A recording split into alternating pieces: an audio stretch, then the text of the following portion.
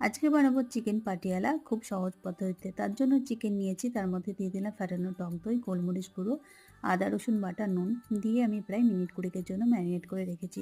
কড়াইতে দিয়ে দিলাম সর্ষের তেল, গোটা গরম মশলা, পেঁয়াজ আর টমেটো কুচি। কিছুক্ষণ সময় নাড়াচাড়া করে ওর মধ্যে দিয়ে দিলাম আদা রসুন বাটা আর আগে থেকে ভেজানো কসুরি মেথি, দিয়ে দিলাম কুচি করে রাখা কাঁচা লঙ্কা। এর মধ্যে দিয়ে দিলাম ম্যারিনেট করা চিকেনটা, দিয়ে প্রায় মিনিট ১৫ জন্য আমি কষিয়ে নিয়েছি।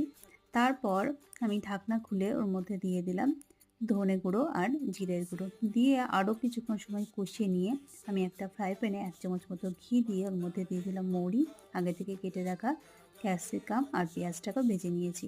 ক্যাপসিকাম আর পেঁয়াজটা ওই চিকেনের মধ্যে দিয়ে আরও কিছুক্ষণ সময় খুব ভালোভাবে মিশিয়ে আমি অল্প একটু জল দিয়ে প্রায় মিনিট ১০ জন্য ঢাকা চাপা দিয়ে রেখেছি। ঢাকনা খুলে দিয়ে দিলাম ১ চামচ মতো গরম মশলা গুঁড়ো, কাজু বাদাম বাটা। তাহলেই তৈরি চিকেন